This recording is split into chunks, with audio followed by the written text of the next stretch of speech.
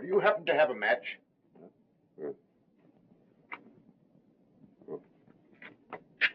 Say, where you come from? This building is closed. Thank you. We'll have you the correct time. It is just 9 o'clock. Oh, thanks very much. Still, I don't understand.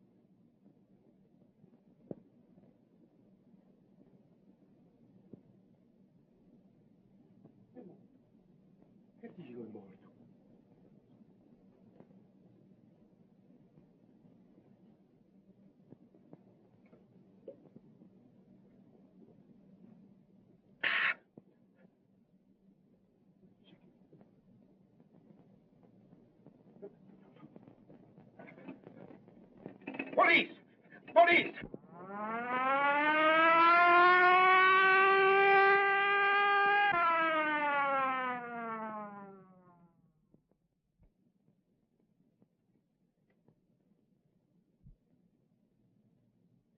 Death was caused by strangulation, Inspector. The murderer had powerful hands, and he knew what he was doing. How long has he been dead? I should say about an hour. What's your name? Luigi Baccigalupi. All right, Louis. What do you know about this? Me? I don't know nothing. I only know what I say over the phone. Well, let's have your story. But I knew something terrible was going to happen tonight. So you knew something, huh? Oh, Mike. What's happened? Why, there's been a... Oh, yeah. I see.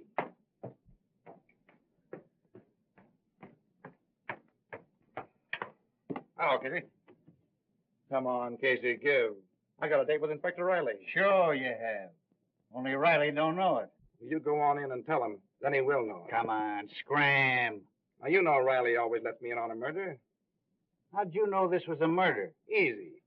I made a quick checkup on the population of the city and found out we were one short. Yeah? Well, if you don't get out of here, we're going to be two short. Ah, you admit it. I'd be victim number 2, so who was number 1?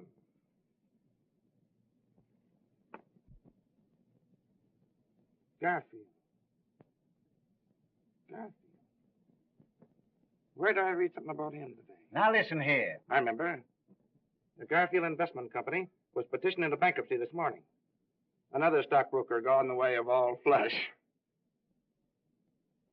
Another stockbroker? Say, Casey, run in and tell Riley I gotta see him. I got a clue. But Come on now, Casey, come on. I'm sorry, sir, but that Burton guy from the Chronicle is outside. You mean inside? Now listen. All right, Casey. All right, boy. What are you doing here, Burton? Well, you know I always tag along with you on all your unsolved murders. I just thought I'd come along to see that you didn't break the record. Is that so? Well, don't break anything on this story till I tell you to, or there'll be trouble. Ah, you know me. All right, Casey.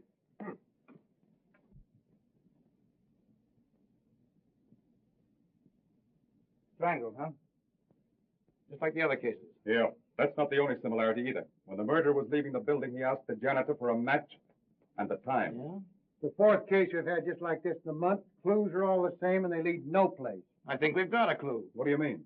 Has the fact taken residence in your cranium that Garfield was the stockbroker, and that the other 3 victims of the recent murder cases were also stockbrokers? Where does that get us?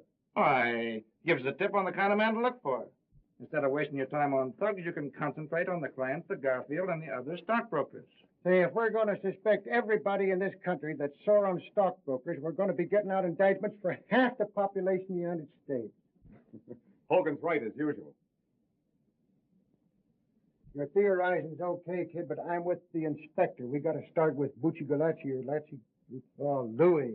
He got a swell peek at this guy as he left the building. I'm going to take him down to headquarters and let him drag an eye through the rogues gallery. The rest of the men from the homicide squad are here, sir. Send him in. All right, boys. Hi, gang. Doc, let me have a record of the autopsy as soon as you can. All right. Get me a complete photographic record of everything. Footprints, fingerprints, the whole works. Yes. If we fall down on this case, we're through, the bunch of it. And as for you, Mug, when you write this up, use only the barest details. I don't want them to know anything we found out. Say, Sherlock, I could write all you found out on a postage stamp. And still have room on it to do a jigsaw puzzle. Is that so? You seen it?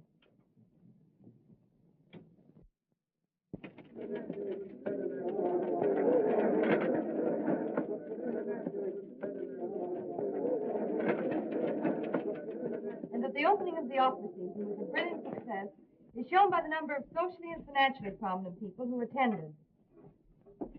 The beautiful Mrs. Leland Grace Switzer lent a charming present and was attired in a severe white evening gown covered by an ermine wrap. The lovely Miss Myrtle Hempstead was there also, and she wore a gown... Running pants, football cleats, and a spray of rhubarb. And a good time was had by all, because that worthless reporter from the Chronicle favored the gathering by his absence. As to what he was wearing, he was just wearing on everyone. How many times have I asked you not to spoil my record? About as many times I've asked you to marry me. Only up and up, Jerry. How about it? We get a place and raise some chickens? What do you say? Huh? Oh, Jack, I have so much to do. Go away. There you are. Marry me and I'll do all your work for it. I overheard the city editor say this morning that as far as your work was concerned, well, you better snap into it. Oh, yeah? For you, Miss Crane. Thanks.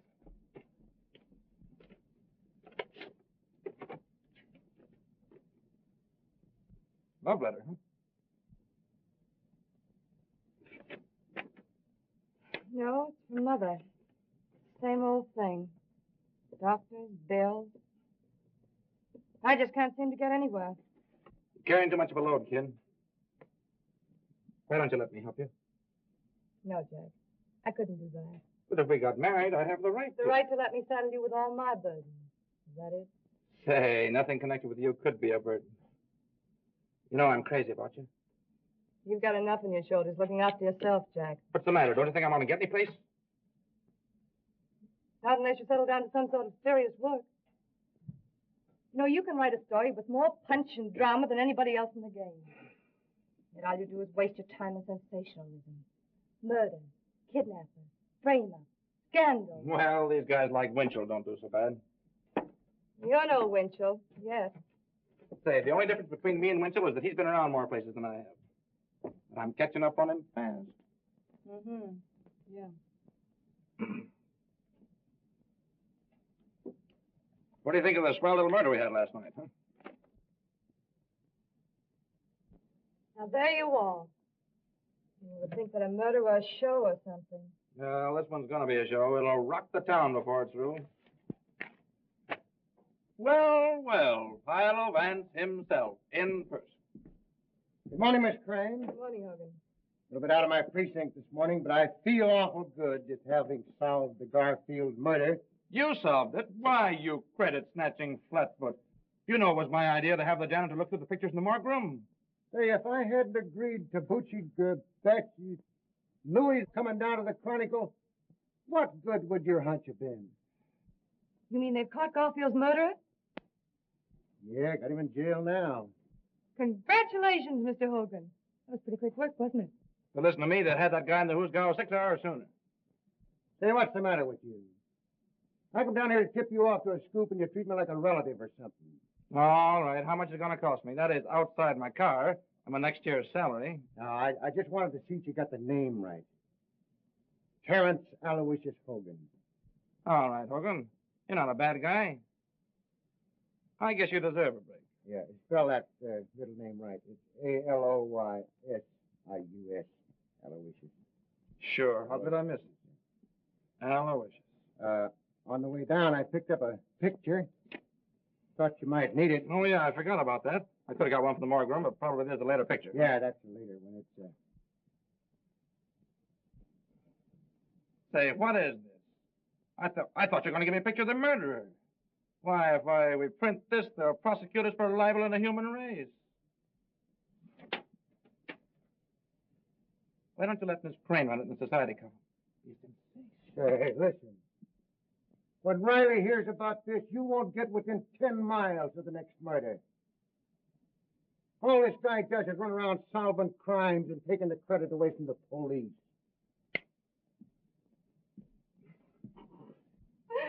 Poor Hogan. He means well, but he just ain't bright.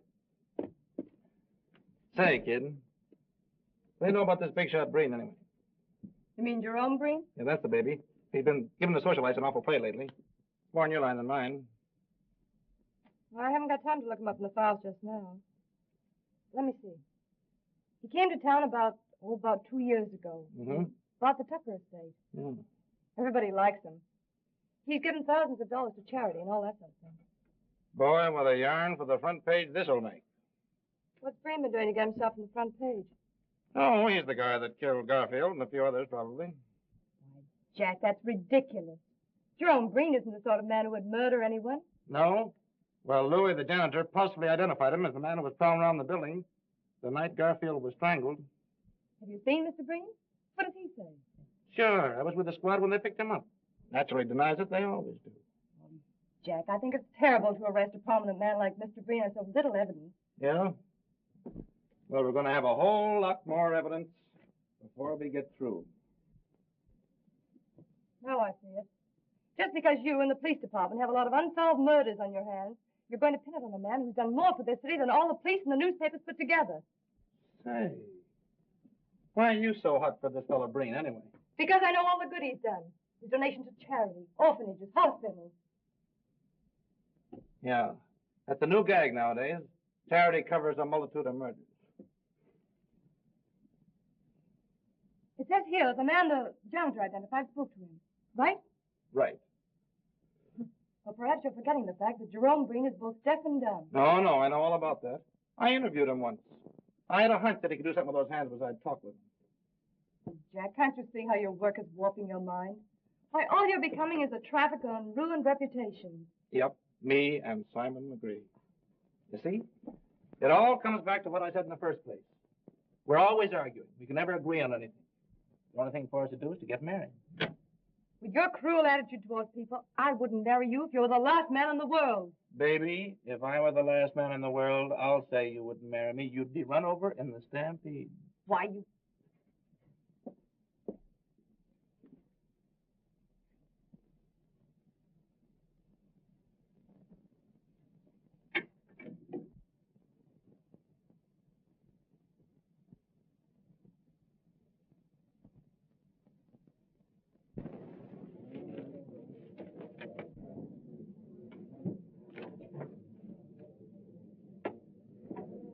Evidently, the prosecuting attorney is considerably worried.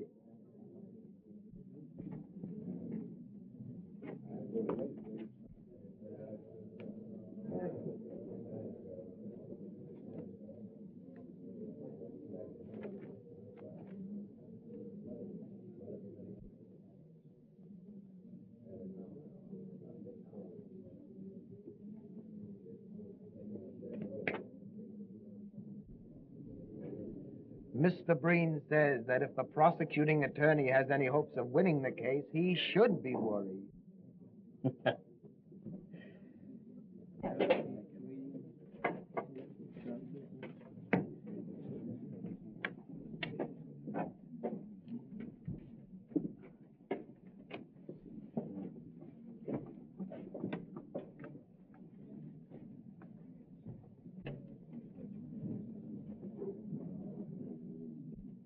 Jerry, look, if that guy can't hear what people are saying to him, I'll eat my hat. Oh, don't be silly, Jack. Why, all intelligent deaf people are lip readers. Oh, yeah? What do you think, Chief? Will they get a conviction? I don't know, Hogan. It's got me. All the state has to go on is the testimony of this janitor.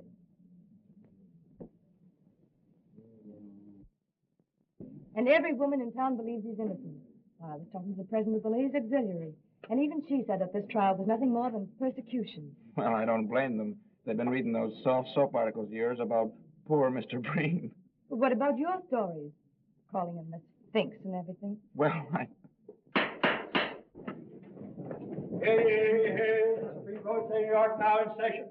The Honorable George Warren, Judge, presiding. Be seated. Continue. And when I have found the body, I call for the police. If you were to see this man again, would you recognize him? Sure. I have seen him again. You have? Where? Right in this place. Order. Will you point him out to us, Luigi? Sure. That's him, down there.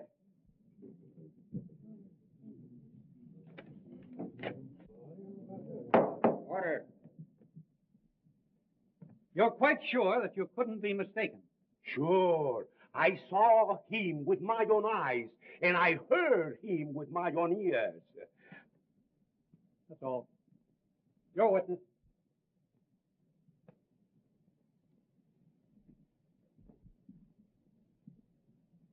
Mr. Baccigalupi, have you ever had hallucinations? Come again?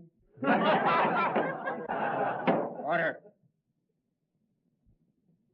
I mean, do you ever imagine that you hear things or see things? Your Honor, I object. Objection sustained.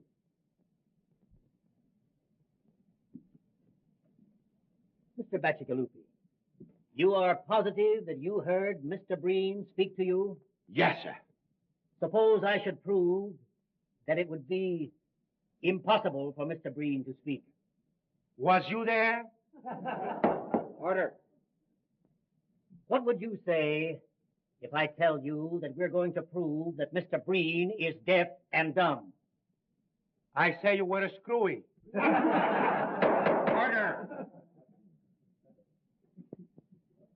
You take a drink now and then, don't you? Sure. I have the cold almost all of the time. It was cold the night of the murder, as I recall. Maybe you took a few drinks of whiskey to warm you up. No, sir. No. Think now. That was 6 weeks ago. How can you be so sure? You mean I am sure that it wasn't a whiskey? Yes. I never took a drink of whiskey in all my life. What? It was a gin. Order. That'll be all. Yeah. Your witness, Mr. Prosecutor. Is that all with this witness? No more questions. You are excused. Huh? Thank you. Mr. Breen, can you tell us where you were on the night of the murder? Mr. Breen says that he was at home, in bed. Now, Mr. Breen, can you tell us of anybody who saw you at home on the evening in question?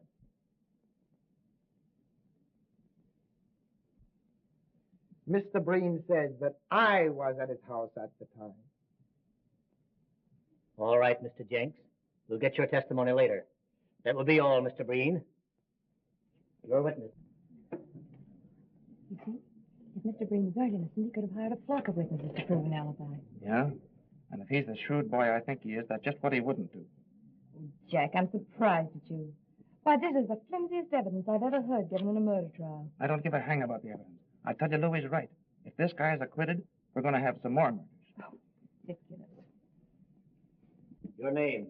Augustus Calvin, Your profession? physician and surgeon. Dr. Calvin. Doctor, have you examined Mr. Breen, the defendant? I have. Did you discover any abnormality in his physical structure? Yes, Mr. Breen can neither hear nor speak. Order. Just what, specifically, is the cause of his misfortune?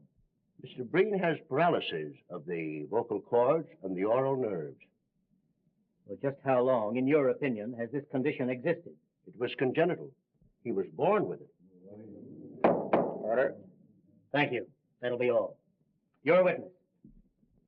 The court, please.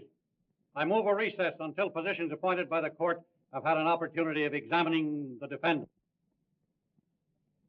Motion granted. Court adjourned until 10 o'clock tomorrow morning.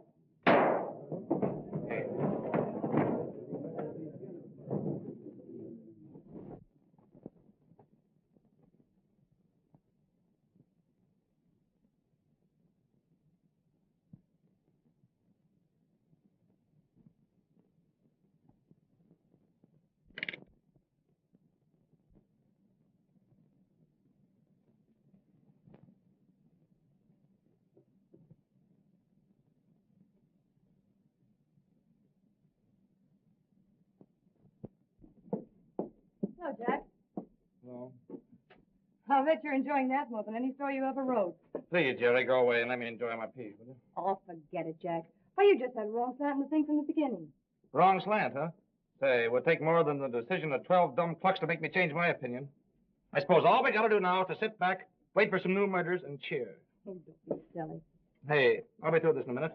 How about tying on the old feed bag? I'm sorry, I have an engagement. Yeah? Who's the lucky guy? You're a very, very dear friend of yours. All right, who is it? Mr. Jerome Breen. Jerome Breen. Mm-hmm. Mr. Breen dropped me a note thanking me for my kindness in the articles I wrote about him during the trial. Invited me to his home. Jerry, you're not really going up that fellow's house. Why, of course I am. I talked to the boss about it, and he's going to pay me extra money for a series of articles on Breen. Listen, baby, honey, listen. I know there's something screwy about that guy. Why, the idea of you being alone with him would drive me crazy. Jack, pull yourself together. Why, everyone you see lately is a boogeyman. This criminal court assignment of yours must be getting on your nerves. Jerry, if you go up to that man's house, I'll... That'll be swell. Only don't make it a habit.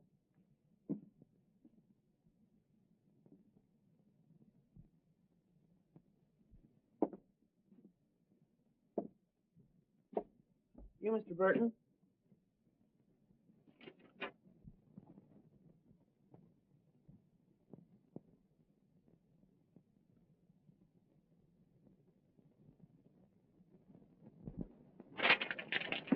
All right, son. Say, Mr. Burton, there's a question I've been wanting to ask you for a long time. Go ahead, shoot. I know all the answers except the right one. Well, you see, I sort of been wanting to become a great reporter, and I'd like to know how to begin. Well, son, when you find out how to begin to be a great reporter, let me know. And I'll start with you.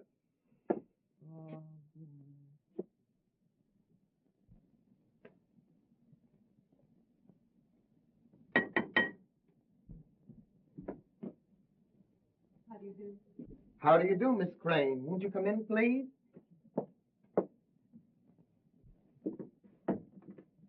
If you please.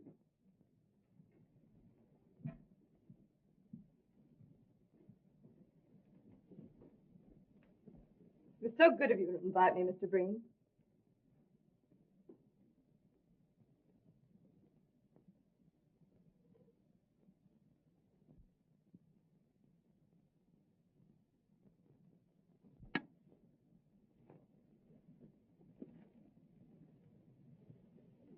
Lovely house you have here.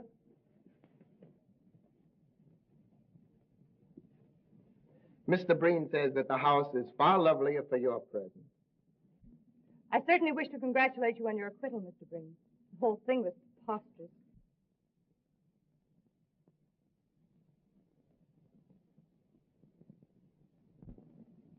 Mr. Breen says that your articles in the Chronicle were more effective than anything else in showing how preposterous the accusation really was.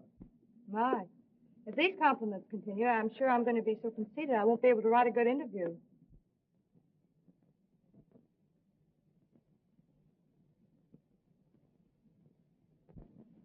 Well, why write one then? And Mr. Breen is afraid that an interview with him will have one boring necessity. I don't understand.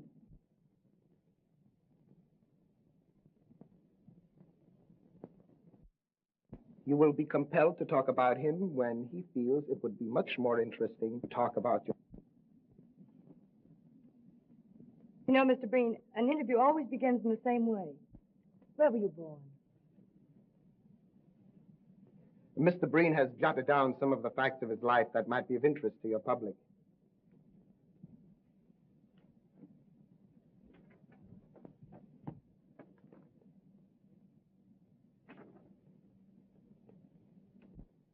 You may use the material in any way you see fit. Why, this is splendid. It'll be a very good beginning for the series of articles I have in mind. Mr. Breen says, and now you have no alternative except to talk about yourself. And now, Miss Crane, if you will pardon me, I shall make the tea. I do hope Mr. Breen isn't bored.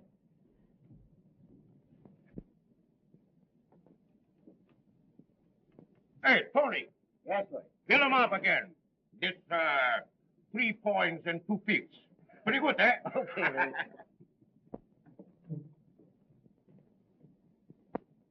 There you are. Ah, thank you. Hello, Louis. Hello, Mr. Burton. Well, when'd you give up drinking gin? Me first drink the wine, then the prohibition she comes, and me and all the good American citizens drink the gin. Then the law, he says, we must drink the beer. So me, Luigi Baccigalupi, drink the beer. Have one on me, huh? No, thanks. I'm not drinking. Kind of worried. What are you worried about? I am worried too. What do you got to be worried about? I am worried how I am going to get out of here. What do you mean? See, it's like this. I eat the pretzels, then I get thirsty. I drink a glass of the beer, and when the glass of the beer goes down, I get hungry again, then I eat the pretzels, and I wonder, worry, what is going to be the end. Yeah, that's tough, all right. Hey, listen, Louis. Yeah. Are you dead sure it was Breen you were talking to the night of the Garfield murder? That's what I say in court, isn't it? Yeah, I know, old man, but nobody seems to believe you. Now, after all, you were drinking pretty heavily that night, weren't you? You might have been mistaken, huh? Say, Luigi Baccigalupi only make one mistake in his life, and I married her. All right, now cut out the Second Avenue comedy stuff, will you? And listen to me. Maybe you did have one drink too many, huh? Maybe you were seeing things, huh? Say, a few shots of gin means to me as much as a glass of milk means to you. I was brought up in it. I mean, the gin, not the milk. But man alive, how could it have been Breen you were talking to if he couldn't talk? Say, this is the last time I'm going to speak to you about this. I know what is what, and I know what is what not. If I have to decide, and what judges and lawyers and the like, and what I see with my own eyes, I stick to what I see with my own eyes. Say, that guy Breen is a bad egg. And anybody that gets mixed up with him is going to be in trouble sooner or later. Maybe sooner.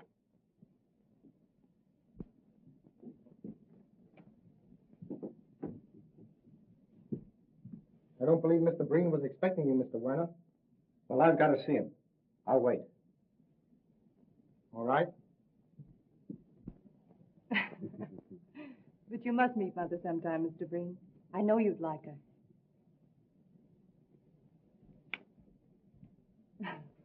Mr. Werner's calling. Oh, I had no idea it was so late. I simply must be going.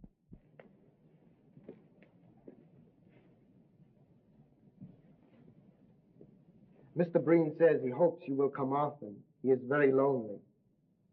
You're very kind. And it is so restful here. I'm afraid I'll wear out my welcome. Thank you. Goodbye.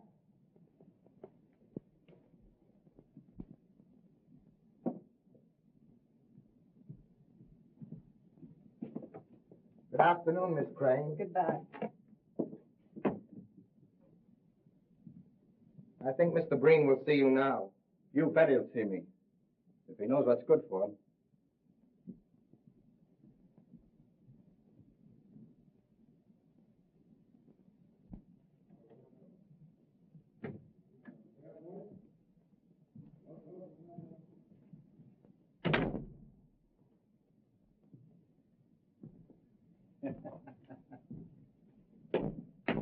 Oh, boys. Hello, Hogan. Rally in. Yeah, he's in. You better stay out. What's the matter? Hydrophobia. Ah, well, he's always glad to see me. Hey, listen, you. Did you hear what I said? I said no. Well, go ahead. Make it snappy. What do you want? Me? Oh, I just dropped in for a drink. You know better than to drop into a police station for a drink? I don't know what this country's coming to when a guy can't get a drink in a police station. Come on, Scram, I'm busy. That's all right. You're not bothering me. See where your girlfriend Jerry's playing around with your old pal Breen. Yeah, that's what's got me worried. Why don't you do something about it? I can't, Jim. I've talked to her till I'm blue in the face, but you know how a dame is. The more you knock a guy, the more she's for him. I'm sorry for you, kid, but I get grief of my own. I'm not in so strong with the police commission. Hey, Chief. There's a Mr. Werner here to see Burton. Werner? To see you? Oh, yeah, I forgot to mention it. I told him to meet me here. Say, what do you think this place is, a reception room? Listen, Jim, this guy may have a clue on the Breen case. He called me at my office, but I couldn't see him there on account of Jerry. Well, It's about the reward that my boss offered on the Garfield case, see? I wanted to hear him in case he has anything important to say. And what am I supposed to do? Play stenographer and take down a report of the conversation? No. You'd go in the other room and listen. I don't think a full view of that mug of yours will make anybody inclined to talk. Oh, is that so? Show him in, Casey. Huh?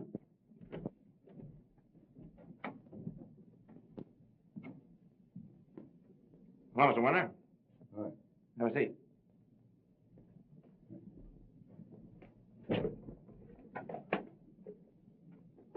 I hope you don't mind my asking you to come here, but you see, there are reasons why I couldn't have you at the Chronicle. No privacy. It's all right with me. Besides, you might need the cops before you get through. Yeah. Well, Mr. Winter, what do you know? What do you know about Breen? Ain't I know anything about Breen.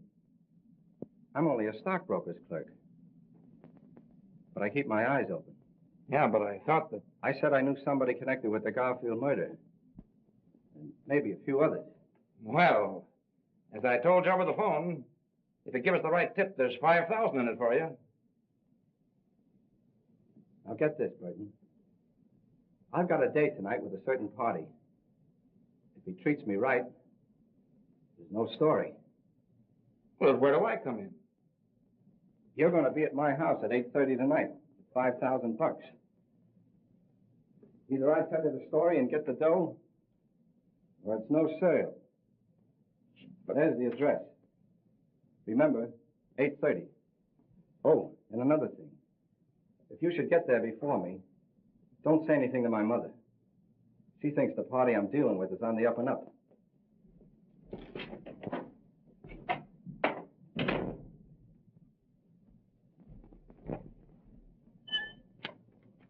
Well? We'll be there tonight at 8:30.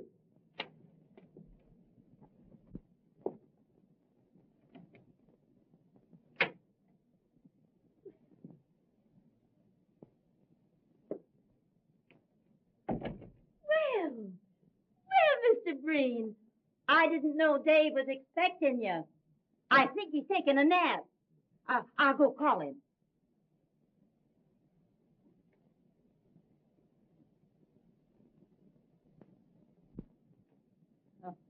Yes, upstairs.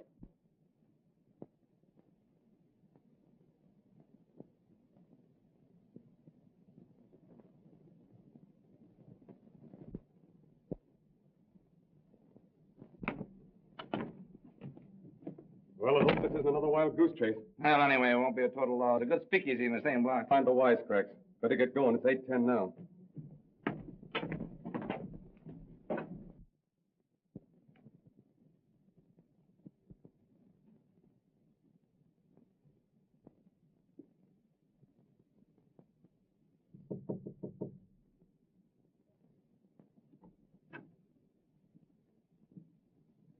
Mrs. Warner, do you happen to have the correct time?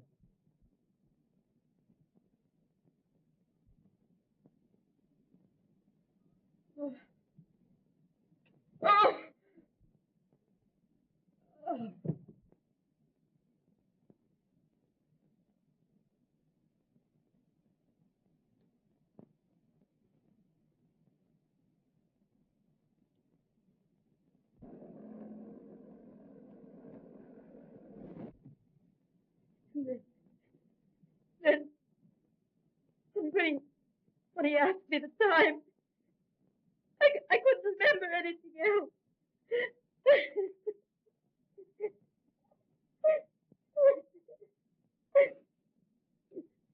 Oh, let me go up to him.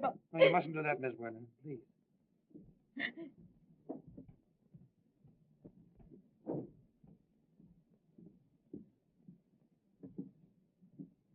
Well?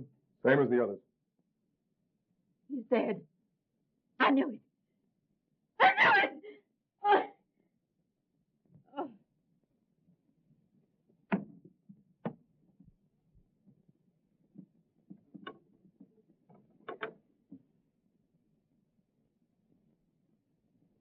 What are we going to do?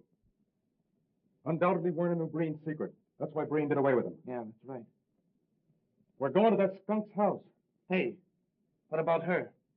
We'll take her to the neighbors. Come on.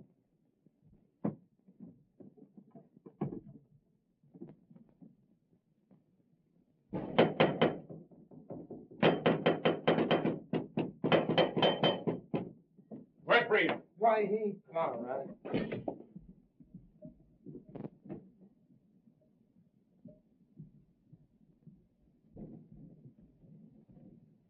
Get up, Breen. I want to talk to you. I say, sir, you've no right. Shut up, you. I'll make my own right. Breen, you murdered Werner. We've got the goods on you.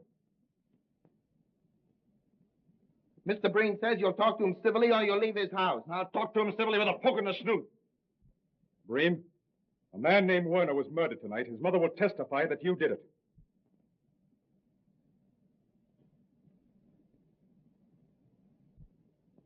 Mr. Breen says, why don't you arrest them again and make yourselves the laughing stocks you were in the Garfield case?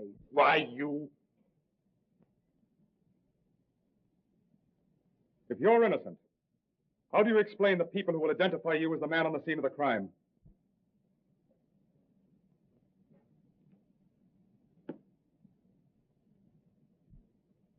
Mr. Breen says, if you look at the matter calmly, it is easily explained.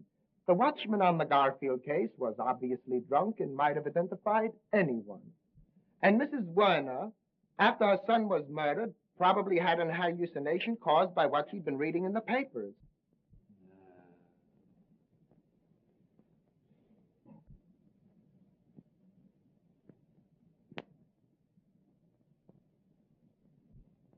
Mr. Breen is very sorry to hear of young Werner's death. He liked the boy immensely, and he will do all he can in order to help to bring the murderer to justice. Thanks. Breen, where were you tonight at 8:30? Mr. Breen has had a very bad cold. He lay down at 6 o'clock and slept until the gentleman wakened him. Uh-huh.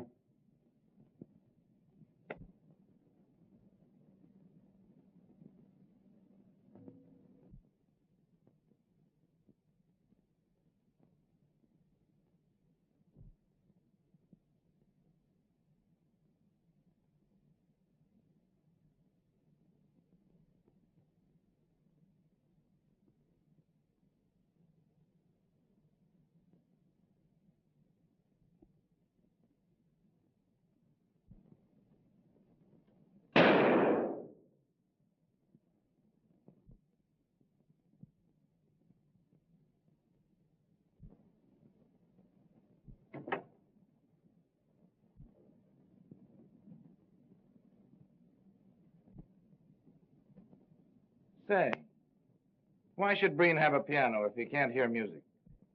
Mr. Breen has the piano for the enjoyment of his guests. Oh, yeah.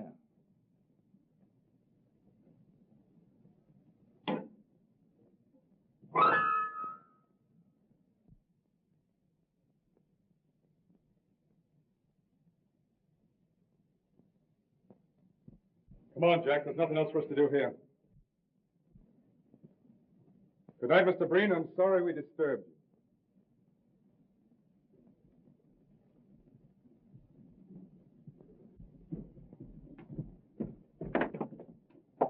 Good night, gentlemen. Say.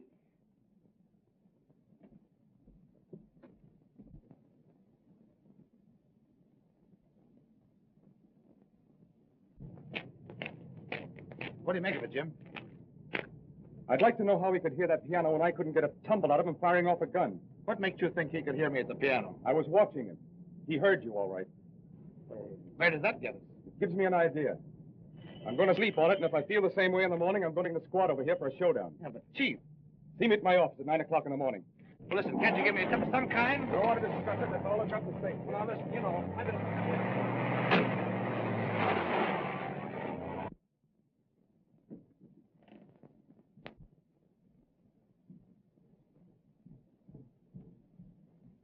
That copper is onto something.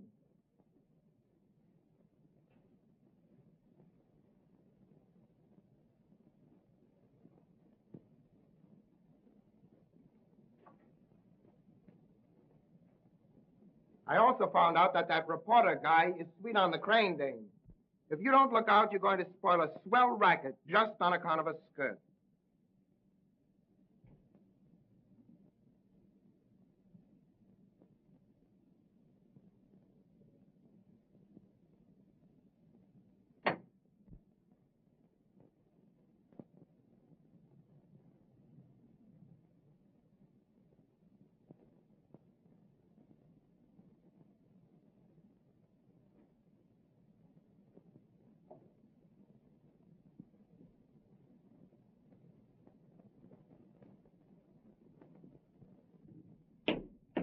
Hi, boys. Hi, Casey. Hey, wait a minute. Who do you want to see? Oh, Riley. I got a date with him this morning. Well, you won't see him. Yeah, who says so? I say so. He's dead. Riley. Yeah. The chief was found murdered early this morning. But where? How? You'll have to ask Hogan. He's been put in charge of the precinct.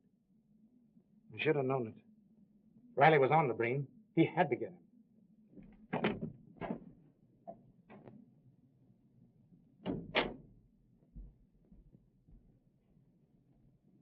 Hogan, how did it happen? Tell me about it. Riley's wife found him in bed, 7 o'clock. Strangled like the other guys. How could the murderer get to him? Easy.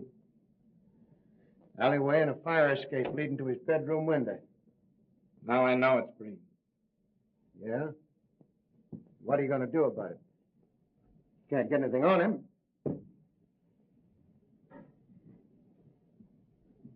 What a swell break I get. For 15 years, I've laid for this inspectorship, and now they hand it to me with 5 unsolved murders staring me in the face. What's the police commission got to say? They give me 2 weeks to find the murderer of Riley, or I'm canned. You can send in your resignation right now. You get anything on Breen, he'll take care of you just as quick as he took care of Riley. Yeah. I wonder why he went after Riley. Riley found out some kind of clue at Breen's house last night. He's going to tell me about it this morning. Breen got wise to him, pumped him off.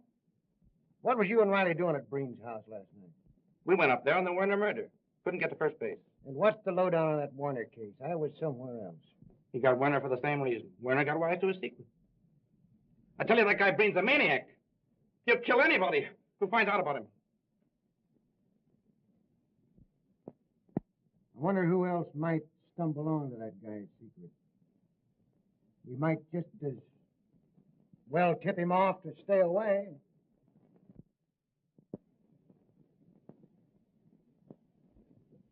Jerry Crane. What about her? I mean, she's been seeing Breen all the time. She might stumble onto his secret. I thought she was your girl. She used to be until this guy started working on her, hypnotizing her. I gotta do something. Say, wait a minute. Let me talk to her. I got away with these things. Yeah, all right. Say, give me the Chronicle right quick. Yes, we know, but don't you realize the danger you're in? I'm sorry, Mr. Hogan, but I can't see it that way. I know Mr. Breen better than any of you. He couldn't possibly be guilty of the things you're talking about. But, Jerry, dear, don't you understand? We've been working on this thing. We can see things you can't. Jack, you should know better. When people go snooping around with wild ideas in their mind, the first thing you know, they begin to believe them. As a matter of fact, you're asking me to believe the rottenest things about one of the finest men I've ever met. We're not asking you to believe a thing. All we want you to do is to stop associating with Breen. What do you mean, associating with Breen? Well, everybody's been talking about it. It's even been in the newspapers. All these visits you've been making to his house. Which only means that the gossipers and columnists in the other papers are following in the footsteps of Mr. Burton of the Chronicle. You're very foolish. Risking your life for a woman's whim. Why, this is no whim, and Jack knows it very well. I'm writing a series of articles on Mr. Breen. I'm being well paid, and I need the money badly. All right, then. Chuck your articles. I'll give you what you need. We've been through all that, Jack. How many more articles have you got to write? You've written a dozen now for a guy who doesn't even write a short obituary. Well, that's really my business. Supposing I make it my business. Now, see here, Mr. Burton. I like Mr. Breen, and I'm going to see him whenever I want to. But, Jerry, listen, honey. Don't go now. Have dinner with me and talk it over. As a matter of fact, I'm having dinner with Mr. Breen. What? Don't you realize that bird has bumped off 2 men in the last 24 hours? Don't that mean anything to you? What? Yes.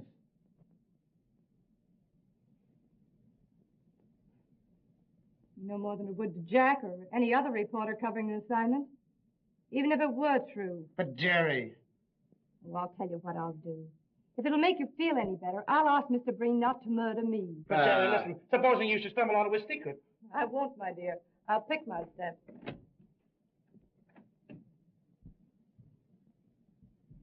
Hogan, I don't care what she says. She's liable to go up to the house tonight and never be heard of again. Send Casey in here. We've got to do something.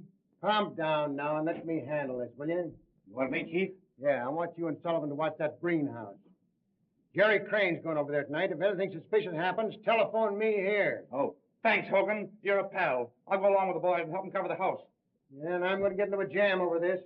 Against the commissioner's order to have anybody watching us is suspected of a felony. Felony? Say, what do you think this is, a picnic? I don't like dames. I never did like dames. I'm going to get canned for protecting one when I ought to be giving her a good swift kick in the slacks. You're right, Chief.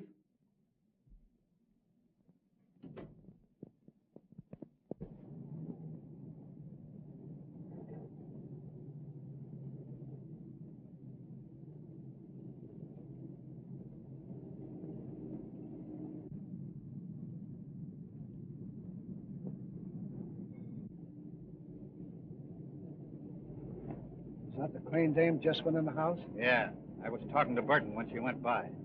Just our luck. She's a good-looking dame. We'll liable to have to wait here for hours. Well, it's Hogan's orders. We better keep circling the block.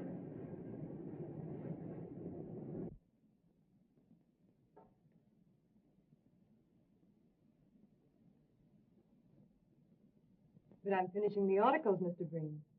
I really don't think I should impose on you anymore.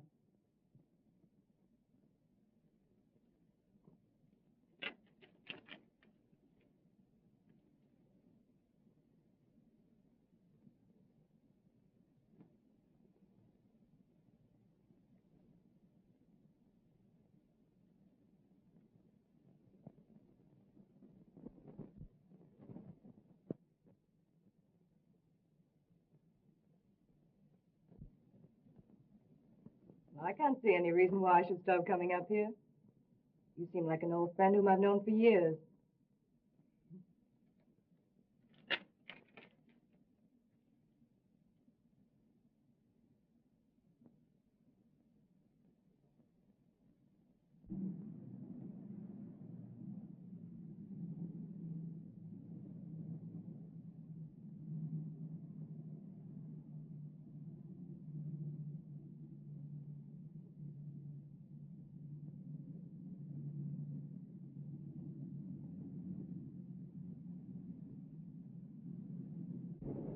Got a cigarette, Casey? Sure.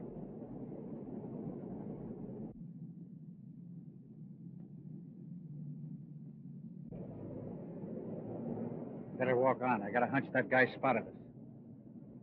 Well, so long. So long.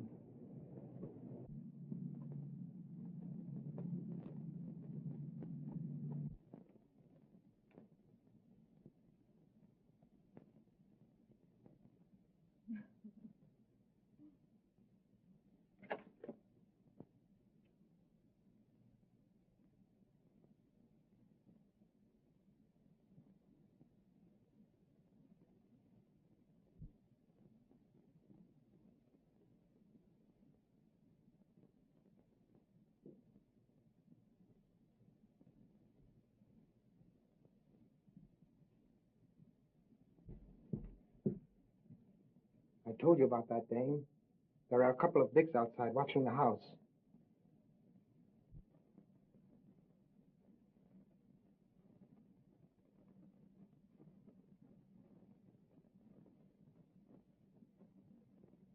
I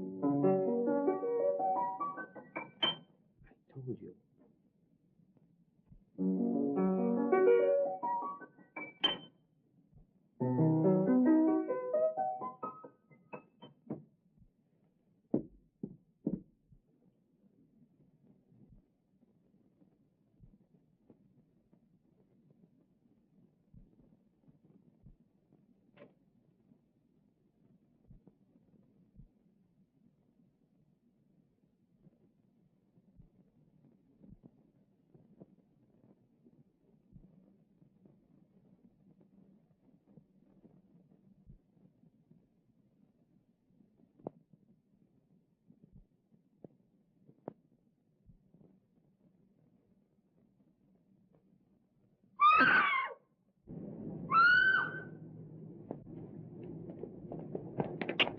telephone Hogan.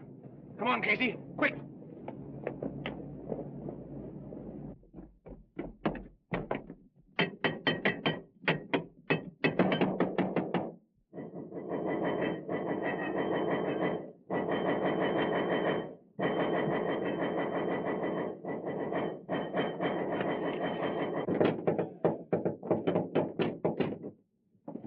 Gentlemen. Get in there.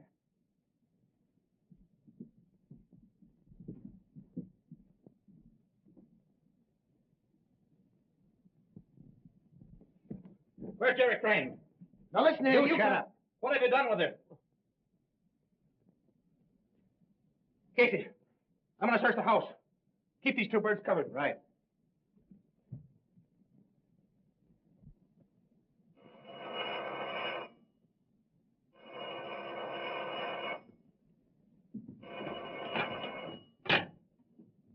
Hello? Hello? Yeah, Hogan? I'll have the squad right there. Get on your way, boys. Get on your toes. We're leaving. We're on our way.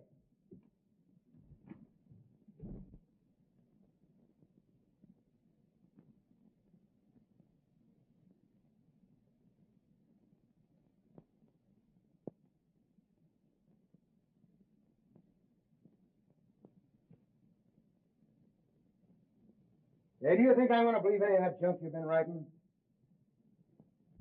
Now, look here, I'm going to get the truth out of you if I have to choke it out of you. Any luck?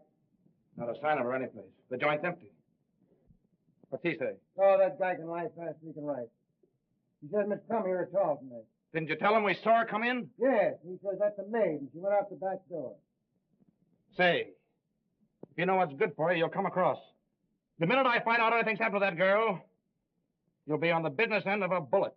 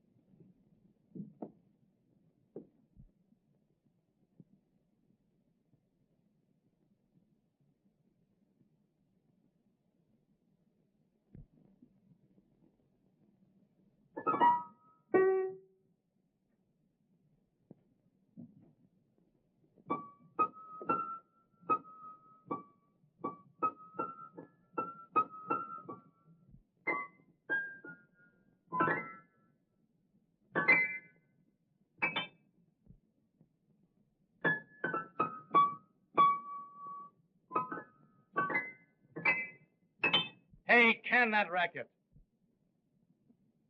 You just ain't got no ear for music. Besides, I think a lot better when I play. Yeah? Say, I got a hunch I've got the secret of this mystery right at my fingertips.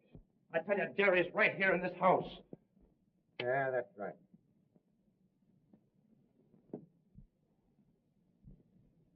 Say, didn't Riley say something about getting a clue around here? Yeah, he said something about Breen being able to hear the piano. Yeah.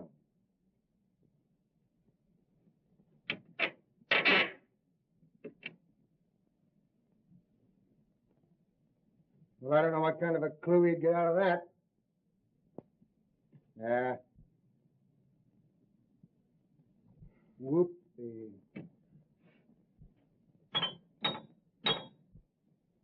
Look!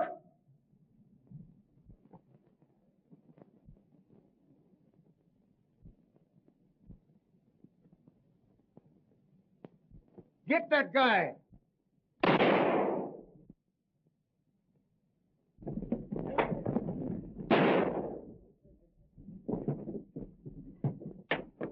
Jerry. Take it easy. You all right? I'm just a bit shaky.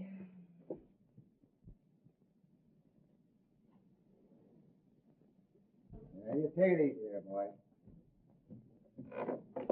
Oh, I told you not to trust this fellow, didn't I? Thought you said she wasn't here. The other guy's dead, Chief. Yeah? Watch him.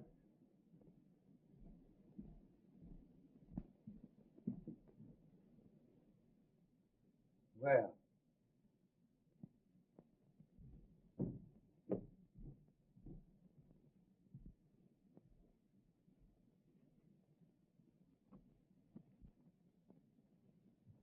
They're just like as two peas in a pod. They can't both be deaf and dumb. I wonder which one of them we plugged. Hey, can you talk or can't you? Now, I'm going to tell you right now, I won't believe a word you say. All right, gentlemen. I'm ready to talk. It's my duty to tell you that anything you might say will be used against you. Nothing will ever be used against me. No? Well, begin, and don't talk so much. Well, we're waiting. The mystery of the Sphinx, as you gentlemen of the press have done me the honor of calling me, should now be really quite obvious. Whenever I found it necessary to remove an obstacle, it was quite simple to establish a perfect alibi. My twin brother temporarily assumed my identity, and he being a real deaf mute, well, of course, would naturally discredit any witnesses who might testify that he had spoken to them. How successfully my little scheme worked could be attested to by the police departments of other cities beside your own. My only oversight was my inability to foresee an inspector with a talent for the piano.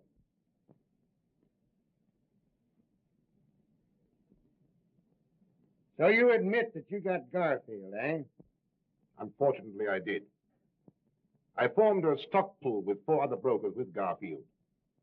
They didn't like the way I did business and threatened to go to the district attorney. Well, I had to protect myself. Why, of course. And Werner and Riley, what about them? One was a skunk who tried to double-cross me. Riley got suspicious about the piano. And Jenks, was he in on this? Where is that guy? Jenks is miles away by now. Suppose you ask him. You won't talk, eh? Well, suppose we get going before you get a chance to get miles away. Snap 'em on him.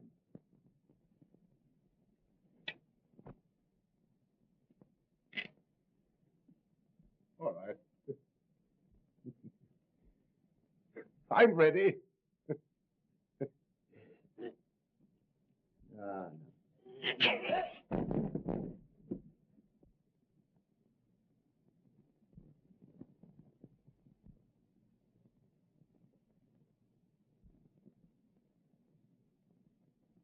He's dead.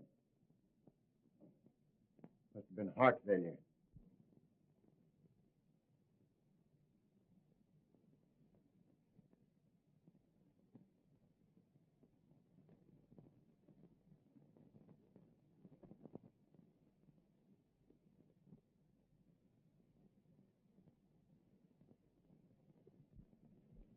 There you are. Careful. What's that, a souvenir? That's how he died. Poison. What are you trying to do, kid me? It's a medieval poison ring. If you press it right, the plunger comes out and pricks the finger. Oh. You know, I suspected something like that all the time. Yeah. Sullivan, take care of that, will you? And, Jack, I guess I've been pretty stupid. Well, I'll let it go this time, but from now on, I'm wearing the brains in this family. This family? Well, aren't you working a little fast? You bet I am. We're getting married. I'm going to raise chickens. You're going to raise... How about it, Mama? All right, boys, I'll see you pretty quick. You take care of it. Oh, excuse me. All right, I'll go on. Well, Inspector, I guess you keep your job after all, huh? Yeah. I'll keep the job. And you all laugh when I sit down at the piano.